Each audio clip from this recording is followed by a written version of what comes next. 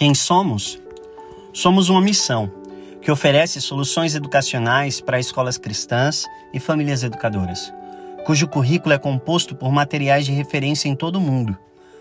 Somos defensores da liberdade educacional, veementes defensores da educação cristã clássica. Somos pais, professores e profissionais em busca da excelência da educação, a fim de desenvolvermos uma cultura cristocêntrica. Nós somos a Classical Press. Olá, bem-vindo ao segundo dia de formação continuada. Hoje nós vamos desenvolver habilidades com a professora Ruth Blazejuk. O tema da aula é a arte de escrever bem. Mas antes, deixe-me novamente conduzi-los em um breve momento devocional. O texto de hoje está em Lucas capítulo 10, versículos de 38 a 42, e diz assim: Caminhando Jesus e os seus discípulos chegaram a um povoado, onde certa mulher chamada Marta o recebeu em sua casa. Maria, sua irmã, ficou sentada aos pés do Senhor, ouvindo-lhe a palavra. Marta, porém, estava ocupada com muito serviço, e aproximando-se dele, perguntou: Senhor, não te importas que minha irmã tenha me deixado sozinha com o serviço?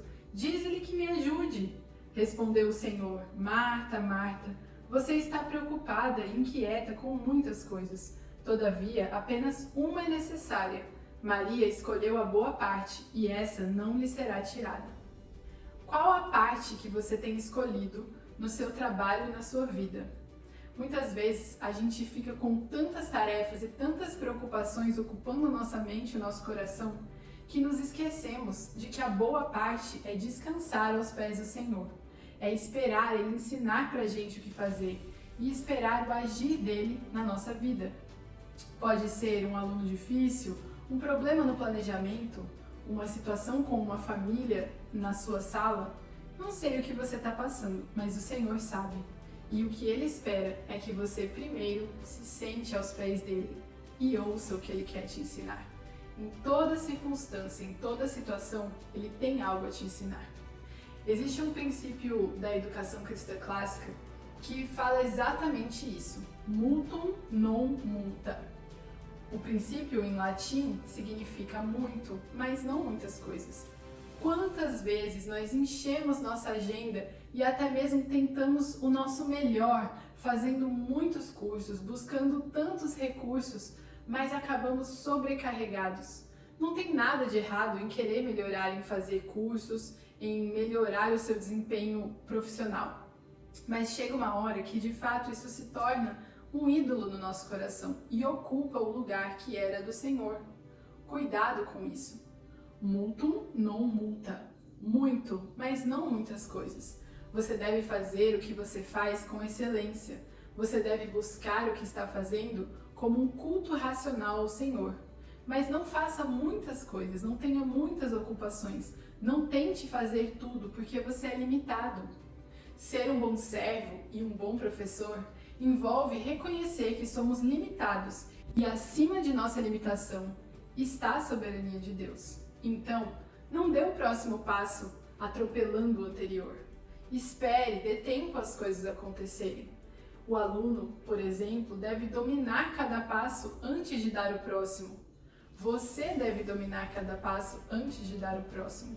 Na verdade, diferente do que a nossa cultura ensina, de que você precisa experimentar todas as coisas, saber de todas as coisas, para depois escolher o que é melhor, Cristo nos ensina que precisamos conhecer apenas uma coisa, Ele mesmo.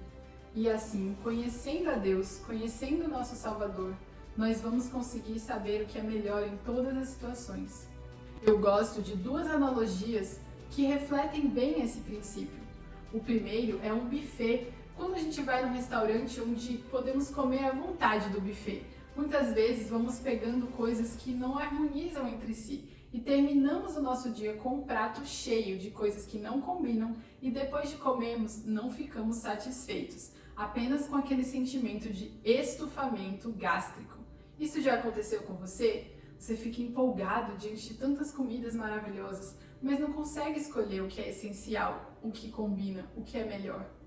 A mesma coisa pode acontecer com a gente na nossa jornada educacional. Podemos querer pegar a última dica, o último tema, a última descoberta da neurociência e assim ir colocando várias coisas na nossa sala de aula que não tem a ver com o principal, que não são importantes. Cuidado com isso. A segunda analogia é de quando vamos a um restaurante e existe um cardápio imenso com várias páginas que mais parecem uma monografia de faculdade. Nós passamos horas olhando todas as opções que tem ali e como é difícil decidir se vamos querer pizza, sushi, hambúrguer ou churrasco. Mas quando vamos num restaurante muito bom, com aqueles chefes que são de alta gastronomia, normalmente encontramos um cardápio reduzido, com apenas 4 ou 5 opções fechadas e que temos que escolher entre aquelas opções. Rapidamente conseguimos fazer a nossa escolha do cardápio e dificilmente terminamos a noite insatisfeitos. Essas duas analogias nos ensinam que, dentro do nosso ensino, precisamos aprender a olhar o que é essencial, fazer isso com excelência, ao invés de querer fazer tudo ao mesmo tempo ou um pouco de cada coisa. Multum non multa. E você, tem feito muito de não muitas coisas ou tem tentado fazer de tudo, imitando a Deus na sua onipotência? Lembre-se, Deus não quer que você seja onipotente, pois Ele mesmo já é. Ele quer que você seja dependente e que dependa dele, assim como Maria. Fique agora com a nossa professora Ruth Blazejuk e não se esqueça que ao final da aula estaremos esperando por vocês na plataforma do Zoom. Para entrar na aula, clique no link da descrição. Tchau, tchau!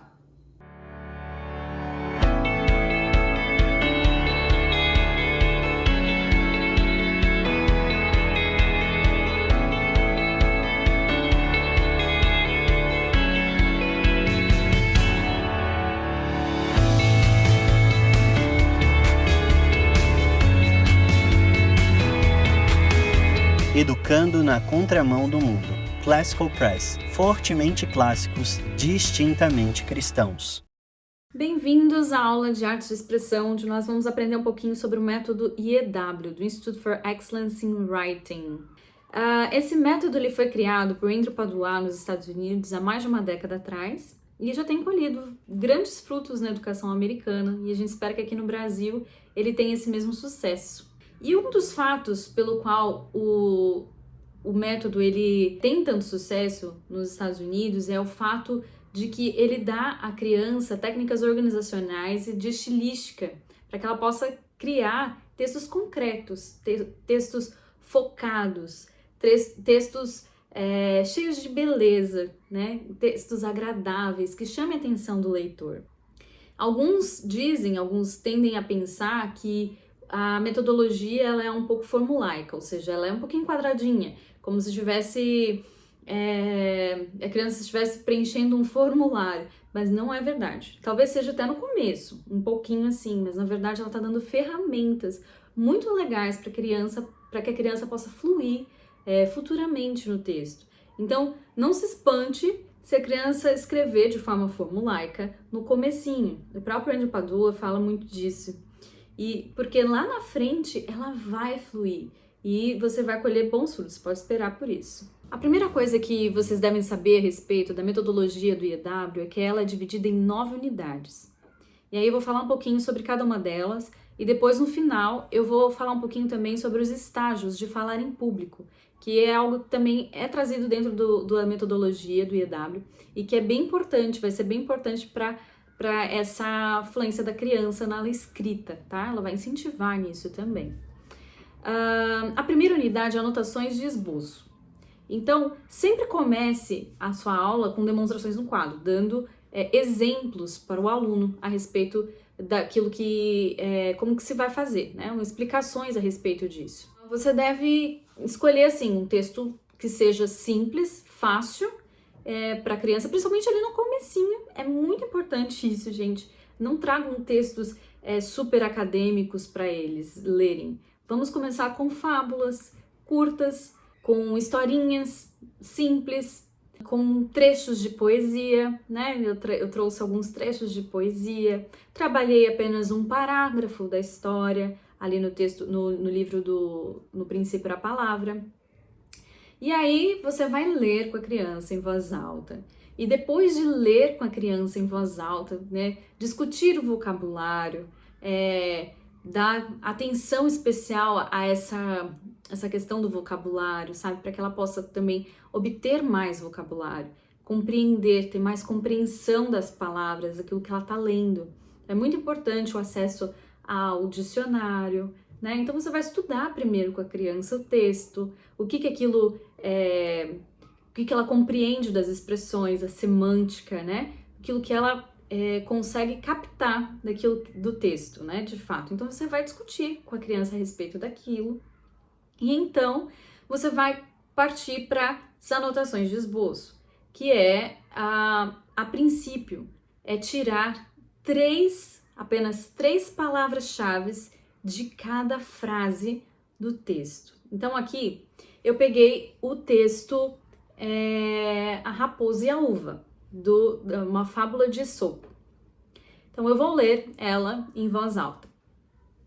Chegando uma raposa a uma parreira, viu-se carregada de uvas maduras e formosas e cobiçou-as. Começou a fazer tentativas para subir, porém, como as uvas estavam altas e a subida era íngreme demais, por muito que tentasse, não as conseguiu alcançar. Então disse: estas uvas estão muito azedas e podem manchar-me os dentes. Não quero colhê-las verdes, pois não gosto delas tanto assim. E dito isso, foi-se embora. Agora vamos selecionar as 3 palavras. Vamos pedir para as crianças circularem as palavras mais importantes do texto, tá? Aqui na primeira frase, ó, chegando uma raposa a uma parreira, viu-a carregada de uvas maduras e formosas e cobiçou-as. Bem, quais são as palavras aqui que mais te chamam a atenção? Como que ela pode decorar o que tá a ideia principal do texto? Então eu vou tirar 3 palavrinhas.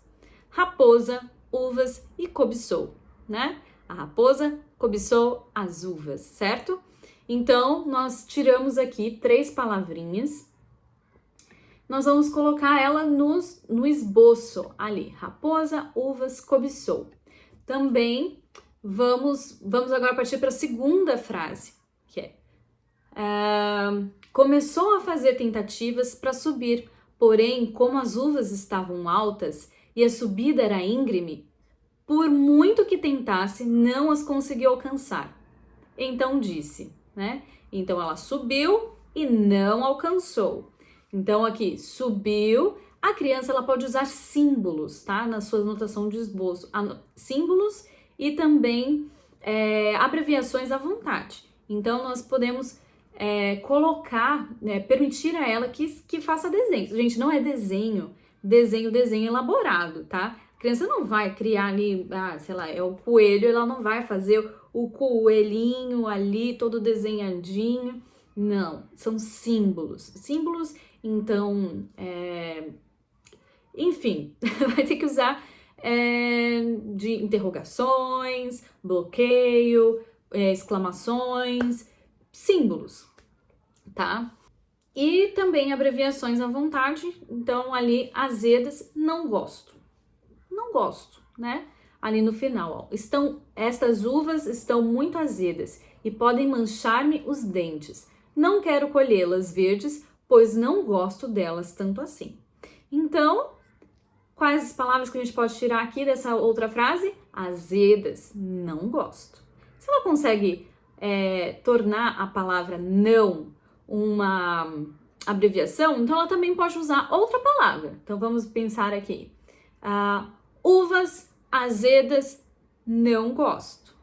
Ela pode usar, se ela tiver essa expertise, né, de fazer também a abreviação, ela pode fazer isso à vontade, tá legal? E aí, então, feito o esboço, ela vai apresentar para as pessoas. Só que aí a gente vai falar disso lá no final, tá legal? Vamos partir para a unidade 2, que é escrever com base em anotações. Comece com demonstrações no quadro. É muito importante essa demonstração, é importante para a criança observar pelo exemplo. Então, novamente, a gente vai ler o texto em voz alta, vamos conversar sobre o texto, sobre o vocabulário, aprender a respeito e aí fazer o esboço. Ou vamos fazer o seguinte, a gente vai usar o esboço da aula anterior, tá legal? Então a gente vai trabalhar durante todo o tempo com a fábula da uva, da raposa e das uvas, tá? Então usando ali a base de anotações, fazendo o esboço, sem ter acesso ao texto original, a criança vai começar a escrever a própria história. Nessa hora, gente, eu gosto muito de brincar com as crianças, né? Então você vai perceber no livro No Princípio da Palavra que eu incentivo realmente de ter momentos de brincadeira, a gente tem aulas dinâmicas e nessa hora eu falo para vocês brincarem realmente, entrarem naquele clima de fantasia com a criança, tornar ela um jornalista, né? Então fazer essa questão de recontar a história como se estivesse realmente numa redação. Então agora você é o editor, chefe, e você vai ter que corrigir os textos dela, né? Pedir o trabalho, mas ela vai recontar o texto de forma agradável e ela não pode apagar, porém você não pode apagar, mas você pode enriquecer o texto dela. Então quando ela tiver dominado já essa arte de escrever, você pode dar a ela ferramentas para enriquecer o texto dela, usando palavras de estilística, que o Andrew Padois, no livro dele, esse aqui, você vai aprender bastante coisa. Se você tiver qualquer dúvida, esse livro aqui é muito bom, você pode adquirir ele no site da Classical Press. Ele vai trazer uma série de um quadro cheio de palavras muito legais para a criança usar. Palavras agradáveis, advérbios, ele incentiva muito o uso do advérbio. Outras palavras como colossal, sofisticado, intrigante, palavras que podem enriquecer o texto dela. Então você vai dar essas ferramentas para ela, para que o texto dela fique mais agradável. Olha, por que você não coloca aqui nessa palavrinha aqui? O que você acha? Você acha que ele foi... ela foi bem desistente. Ela desistiu daquilo que ela estava querendo fazer, né? Usem palavras que possam agregar ao texto dele, né? Incentive a criança a escrever de forma mais bonita, mais romântica sobre a história, mas do jeitinho dela, sem pressão. Outra coisa,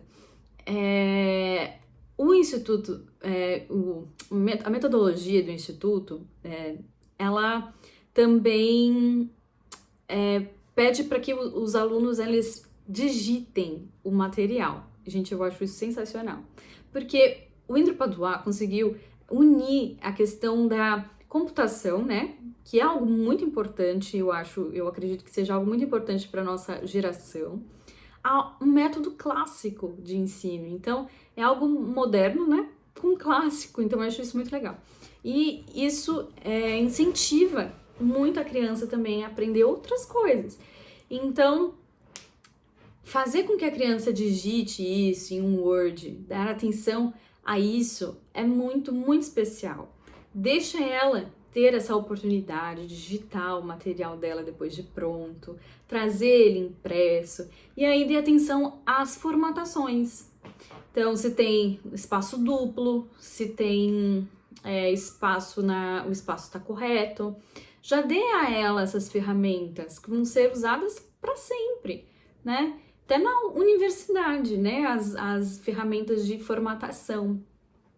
Nós vamos partir para a unidade 3, que é recontar histórias narrativas, porque eu acho que é bem legal. A fábula da Raposa e das Uvas também é uma história narrativa, né? E aqui está relatando aquilo que aconteceu, e aqui a gente vai começar novamente com demonstrações no quadro.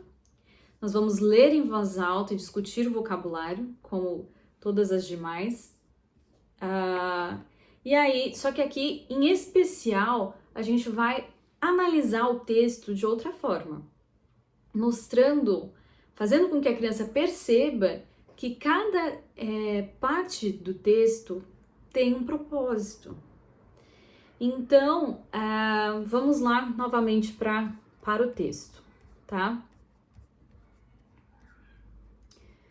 Chegando uma raposa a uma parreira, viu-a carregada de de uvas maduras e formosas e cobiçou-as. Começou a fazer tentativas para subir, porém, como as uvas estavam altas, a subida era íngreme, por muito que tentasse, não as conseguiu alcançar. Então aqui, no início, ela viu a parreira. Então aqui, qual foi o intuito dessa frase? Foi mostrar que a raposa viu a parreira. Então ela se interessou pela parreira. Na segunda frase, nós vamos perceber qual que foi o motivo da segunda frase. Então ali ela tentou subir para alcançar, mas ela não conseguiu. Ela não conseguiu e o que aconteceu? Na terceira frase, ela falando, né? Essas uvas são muito azedas e podem manchar nos dentes. Não quero colhê-las verdes, pois não gosto delas tanto assim. E então foi embora. Então aqui, percebam que cada frase teve um propósito. Cada frase do texto, ele mostrou uma sequência de fatos, certo? Então isso precisa ficar muito claro para a criança. Ela precisa perceber que cada frase tem um propósito. E então, quando ela percebe que nessas frases, cada frase tem um propósito, quando ela for criar o texto dela, ela também deve fazer cada frase com um propósito, né? E como que a gente consegue ajudar ela? Trazendo perguntas para que ela responda, né, o texto. Então ali a gente vai fazer algumas perguntas, a gente vai apresentar no livro algumas perguntas. No primeiro parágrafo, ela deve responder sobre o personagem e o ambiente, né? Perguntas como: quem está na história? Como eles são? Quando isso acontece? Onde eles vivem? Para onde que eles vão? No segundo parágrafo, é o conflito, o problema. Do que os personagens precisam? O que eles querem? O que eles pensam? O que eles dizem ou falam? E no terceiro parágrafo é o clímax e a resolução da história. Então, como o problema se resolve? O que acontece depois? O que se aprende? Qual que é a moral da história? Então, perceba ali que o texto da Raposa e das Uvas, no primeiro parágrafo, ela vai responder todas essas questões, né? Quem está na história? É a raposa e a parreira, né? As uvas estão na história, né? E como que eles são? A raposa é cobiçosa, né? Ela queria muito aquela uva. E quando que isso acontece? Ele responde essa pergunta? Talvez não foi há muito tempo atrás, mas a criança deve responder no texto dela. E onde que eles vivem? Talvez a raposa vivesse no meio da floresta, né? Mas a criança deve responder todas as questões. O conflito e o problema. Qual que era o conflito e o problema? A raposa não conseguiu subir na parreira para pegar a uva. E aí, qual foi a solução? Ela desistiu, né? Qual que foi a moral? Não desista, né? Não vamos desistir. Então, porque ela não persistiu, ela perdeu a uva, né? É muito importante que ela dê o título por último, né? Sempre nessa construção do texto, é importante que tenha um início, meio e fim, a história seja muito concreta, mas o título deixe que ela dê por último. E aí no título, gente, sempre tentem fazer com que a criança escolha 3 palavras-chave também para escrever o título, para fazer um título atraente. Primeiro, que ela retire do texto original 3 palavras-chave. Então, qual foi o principal da história? O que foi tudo aqui que você escreveu? Qual que é a tua qual que é a tua ideia principal no teu texto? E então criar um título a partir dessas 3 palavras, eu acho que isso já vai ajudar bastante ela, né? A unidade 4 é escrever com base em referências. Então ela é muito semelhante à unidade 2. Porém, em vez de usar fábulas e contos, a gente vai usar textos acadêmicos, realmente, de pesquisa, né? Gente, eu sempre incentivo ali no livro também aos professores levarem realmente o aluno a conhecer uma biblioteca. Aí fazer a própria pesquisa, né? Ela deve ter essa experiência da pesquisa. Então, eu trouxe aqui um texto para ler sobre a raposa, né? E o texto é um artigo, né, de uma enciclopédia que chama Raposas têm um tamanho diferente de seus parentes, os lobos e chacais. Elas geralmente são menores, têm orelhas maiores, mais triangulares e peludas, focinhos mais pontudos, mandíbulas mais retas, caudas mais longas e volumosas e pelos mais longos. Todas as raposas vivem em buracos na terra, em rochas e nas árvores, mas diferentemente da maioria dos animais que vivem em tocas ou covas, elas não hibernam. Elas vagam durante a noite e se aproximando furtivamente de presas, marmotas, coelhos, aves terrestres, galináceos e por vezes cordeiros, que elas capturam com uma investida veloz. Então aqui nós vamos fazer o esboço a partir desse texto, né? Tirar as informações mais importantes, como raposas, menores, lobos, orelhas pontudas, focinho, hibernam, inverno, noturno, certo? E então a criança ela vai fazer a apresentação dela a respeito disso.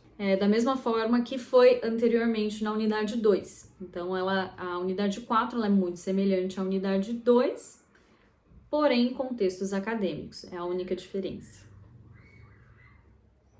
A unidade 5, eu considero a unidade mais fácil da criança desenvolver, né?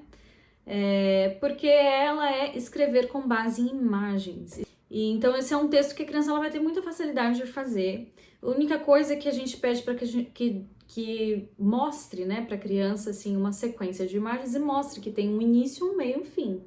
Né? É importante ter coerência à história dela. Por isso que a gente cria, de certa forma, esse início assim, com formulário, né? De início, né? O fato central, ela deve apresentar ali o fato central da imagem, né? E aí depois o segundo fato central e o terceiro fato central fazendo a conclusão, certo? Da história. A unidade 6, ela não é aplicável para os menores. Ela não é aplicável para as crianças menorzinhas, segundo o educador, é a única unidade que a gente não aplica no Fundamental 1. A gente só começa a aplicar ela no segundo Fundamental. Por quê? Porque ela é escrever com múltiplas referências, múltiplas pesquisas.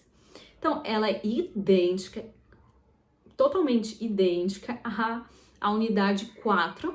Então, você vai começar com demonstrações no quadro, usando textos acadêmicos, porém, você vai usar múltiplas pesquisas. Então, você não vai usar apenas um texto falando a respeito da raposa, né?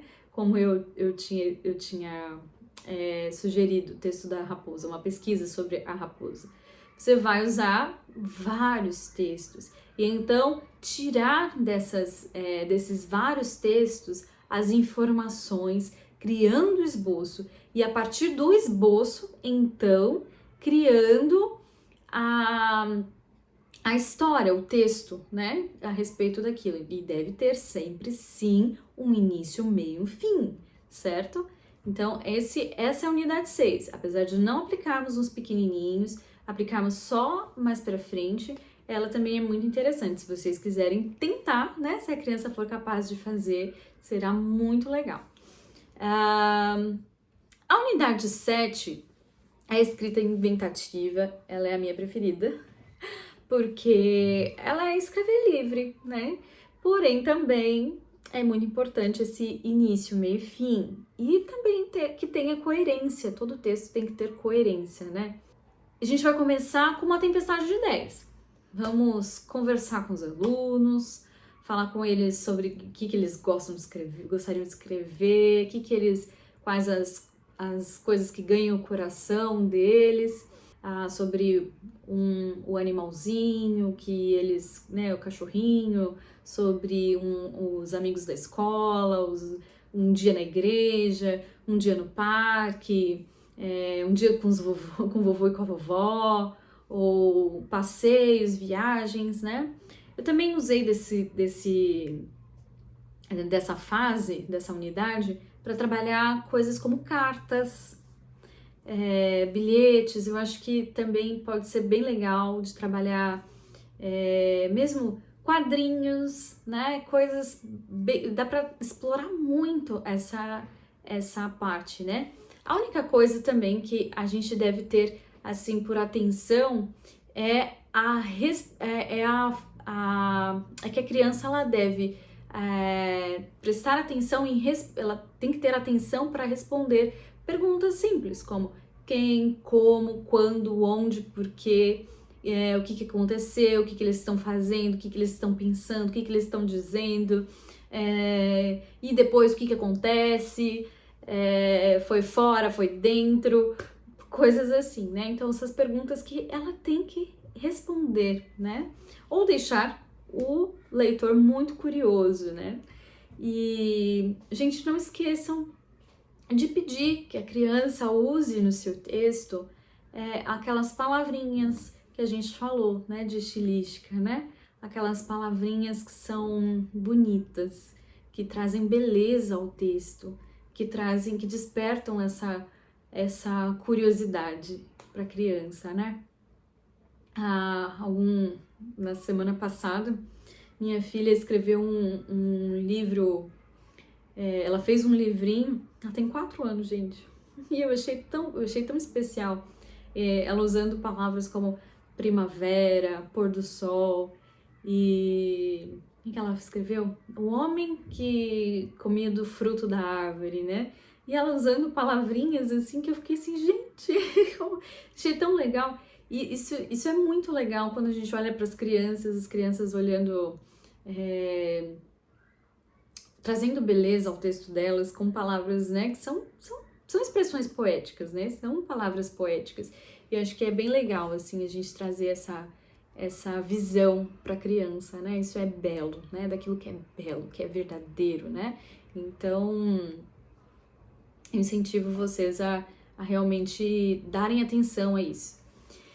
E aí, na unidade 8, um modelo de ensaio formal, o aluno vai aprender a diferença do que é um relato e um ensaio, né? Que é o ensaio a opinião dele. Então, a partir de agora, ele vai ter que defender uma ideia, né? Então aqui, eu acho que a raposa desistiu da fruta porque ela fez isso. Está certo? É assim que se defende uma ideia? Não, né? Ela precisa convencer o autor, então ela não pode usar palavras como eu acho que, ou em minha opinião, eu penso que... Não, ela tem que trazer, então, agora, coisas que comprovem a tese dela. A raposa desistiu porque ela fez isso e aquilo, entendeu? Eu não sei como, né, que a criança vai conseguir trazer respostas para a desistência da raposa, mas é isso que ela tem que fazer. Ela tem que trazer uma explicação daquilo que ela sentiu, aquilo que ela observou sozinha dentro do texto. Então, Aí na unidade 9, você vai escolher um filme ou um livro. E aí a criança vai ter que fazer uma crítica persuasiva formal. Unidade 9, crítica persuasiva formal. Ela vai ter que convencer agora o leitor, do porquê que o filme ou o livro é muito ruim, ou o texto é muito ruim. E, de novo, ela não pode usar palavras como expressões como eu gosto, eu não gosto, eu acho que, ou na minha opinião. Então ela tem que trazer comprovações também, né? Se na unidade 8 ela teve que trazer mapas, imagens, agora é uma crítica. Então ela pode trazer, fazer entrevista, pode trazer outras coisas que possam acrescentar ao texto dela, né? Enriquecer o texto dela. Gente, percebam que a metodologia, a base de toda a metodologia é as anotações de esboço, né? Mas como que as anotações de esboço ensinam a criança a escrever? Eu não entendi, né? Por quê? Como assim? Eu tive essa dúvida também. Só que, na verdade, é muito legal que o Andrew Padula fala a respeito das anotações de esboço. Quando você tira 3 palavrinhas de uma frase e consegue encontrar a parte mais importante, extrair a parte mais importante de cada frase, você também faz com que a criança perceba que ela deve ter foco. Então, toda a frase, ela tem um sentido de existência ali no texto, né? Ela explica alguma coisa. Então, ali quando ela tem essa observação das 3 palavrinhas mais importantes, ela percebe que ela precisa ter foco, né? Ela não fica divagando dentro de um texto. Então, o uso das frases, elas serão objetivas. Isso é muito legal. Por isso que o método do IEW, ele forma bons autores, né? Escritores focados, escritores objetivos. Ele é um método que traz objetividade e muita estilística, e isso é muito legal, são ferramentas essenciais para a comunicação.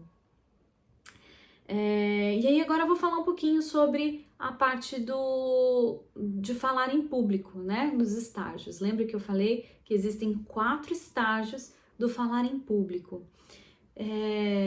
Segundo James Webster, falar em público é um aspecto fundamental das 4 habilidades linguísticas e aprimora consideravelmente a escrita.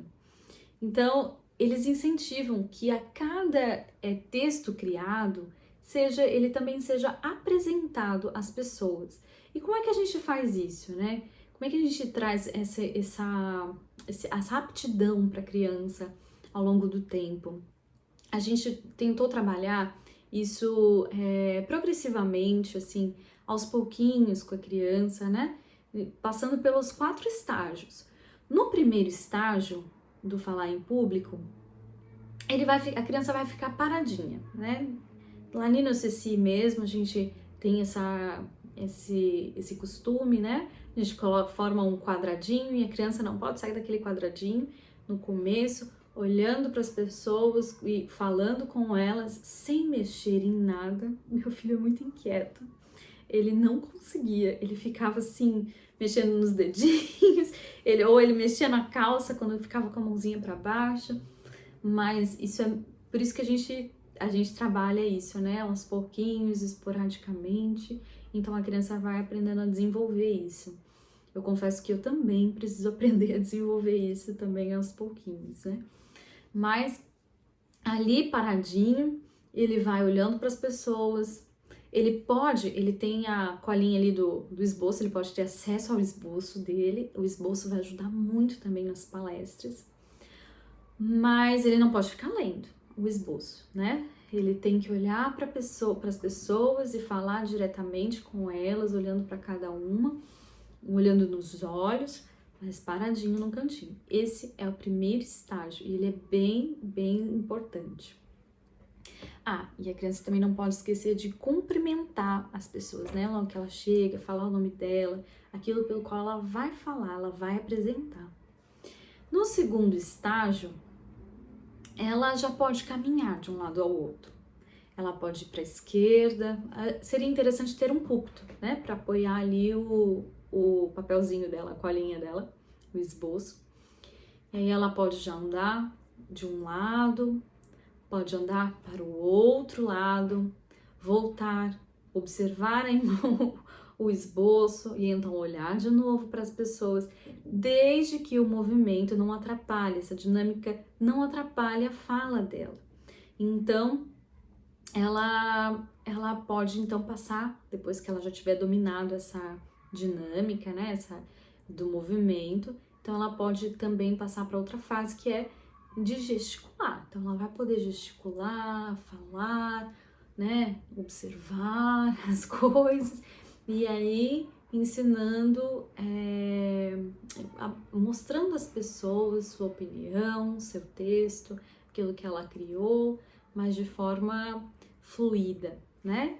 E então, o estágio 3 é a apresentação do discurso dela com a ajuda de um recurso visual. Então, ela vai poder fazer PowerPoints, olha que legal. O método também incentiva, além de usar o Word, lembra lá no comecinho que eu falei sobre digitar o texto de um a um para as crianças, né? Escreverem, você ensinar a formatação direitinho ali para as crianças. Agora também o Andrew Padois, né, a metodologia, ela vai incentivar as crianças a usarem PowerPoints. Olha que legal. Então, aprenderem a fazer as suas apresentações, né? Então, usem desse recurso, eu acho que vai ser muito legal. Ou quem ainda não tiver assim, eu não quero que meu filho tenha contato ainda com o computador, é muito cedo, ou nós não temos computador em casa, façam cartazes, mas permita que a criança ela tenha também essa experiência, né, de apresentar, passar pelo estágio 3, né, de apresentar com recursos visuais, às vezes uma lousa, apresentando, escrevendo, né, aquilo que ela quer passar. E aí, chegamos ao fim, né? No estágio 4. O estágio 4 só deve ser aplicado com os maiorzinhos. Ele não é aplicado também nos menorzinhos, segundo Andrew Padois. Mas é uma forma divertida. Eu acho que eu incluí também no final do livro, No Princípio da Palavra, ali no finalzinho, no 5º ano, porque eu acho que é algo que é divertido de fazer com as crianças, né? Que é dar a eles funções. Então aqui, esse aqui será o orador, esse aqui vai ser o preletor, esse aqui vai ser o apresentador. Então o apresentador vem e fala, olha, hoje nós temos aqui um convidado muito especial, que ele deve trazer tal coisa para nós, então, informação. Então o outro vem e sempre, nunca pode se esquecer de se apresentar primeiro, né? Dizer o seu nome, dizer aquilo que você vai falar a respeito do que você vai falar. Então, esse é o estágio 4, é dar essa função para cada uma das crianças, né? E então, a gente chega ao fim da nossa aula, espero que vocês tenham gostado, espero que isso possa abençoar as crianças de vocês, e que a gente possa assim, desenvolver pessoas, né, homens e mulheres mais maduros, firmes, né, que dominem a arte da persuasão e que consigam se expressar bem, né? Nós vemos aí hoje em dia que existe uma dificuldade bem grande no meio da nossa geração de interpretação, de expressão. Então, eu espero de coração que isso coopere com aquilo que a gente tem criado juntos ali dentro da CP, e que Deus abençoe muito vocês e que seja uma bênção.